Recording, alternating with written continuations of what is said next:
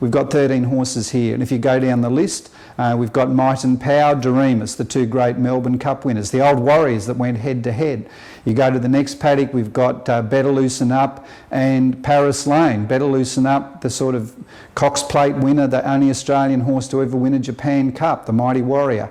Paris Lane, then you go to Chief De Beers, one of our newest legends. Of course, we've got Fields of Omar, Bullish Luck, Silent Witness, the Hong Kong champion, Apache Cat, who I mentioned. So we've got a great group of horses there. Oh, I should have mentioned, of course, Regal Roller, the Caulfield wonder.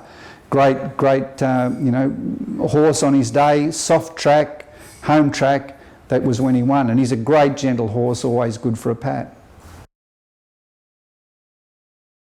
You know, these are grumpy old men in some ways. They love their routine, woe betide if breakfast is late. So first thing in the morning they get their breakfast, they get Mitavite feed, who've been a great supporter of ours all along, and some Lucerne hay. They'll get a clean up, a brush before 10 o'clock.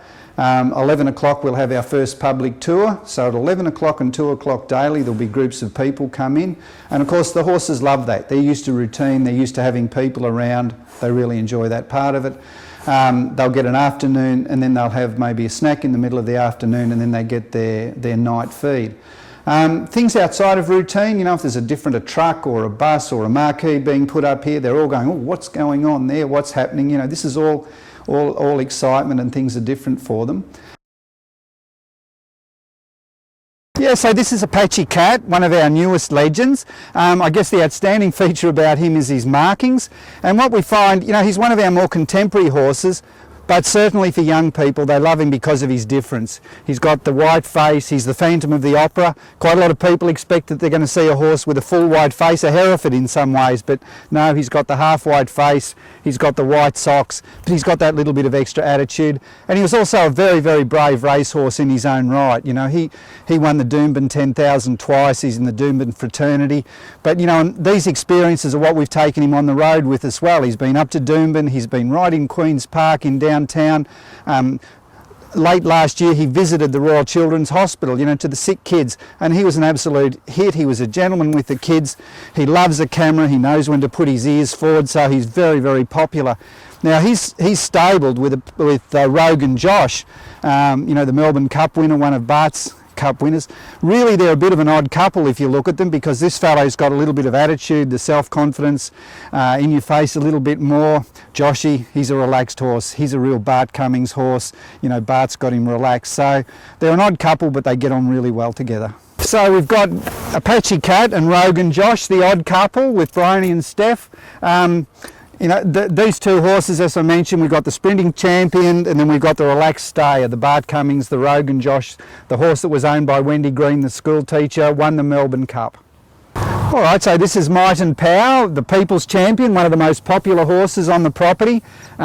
Loves kids, never happier than when he's got kids around him. Then come ladies, and the third is blokes. He always likes to be in front of a camera as well. And when he's really happy, you'll see that his top eyelid's just a little bit droopy. He's enjoying the moment. When he's finished, he'll walk away. You get an audience with Might and Power, but right now he's pretty happy, enjoys company, enjoys, especially the kids are what he really enjoys, having kids coming to visit him. That's the main one for him. So we're here with Chief De Beers, our newest legend, the great racehorse from Queensland, the horse, and he also had 10 years in the police force, but all of his wins were at Doomben. He just didn't win anywhere else, which is quite extraordinary. When he retired from racing, he was taken up as a police horse, provided security, did search and rescue, provided security with CHOGM, the Commonwealth Heads of Government, ceremonial duties. He was the governor's horse. So we've actually got here an example of life after racing, if you like. So he's very happy in his retirement.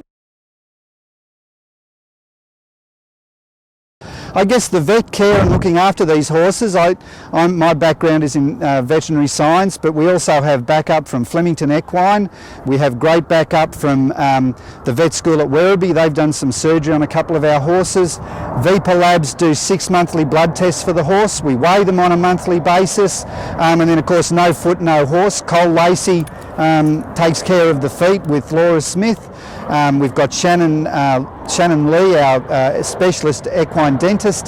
Shannon comes and visits the horses at least once a year. So there's a lot of work behind looking after these horses, and we've got great backup that we're really appreciative of. As a veterinarian over the last 30 years, I've seen wonderful advances in our ability to treat injured racehorses, but some of the horses just can't be saved after a severe injury, and it's important for us to recognise and respect these horses. At Living Legends we have 2 horses buried here in the Memorial Garden. There's Wonderwood and there's Bay Story, both horses who came from overseas, had serious injuries that couldn't be repaired. They've been cremated and laid to rest here so that we can show our respect for what these great horses have done, and I think that's a really important part for the future of racing.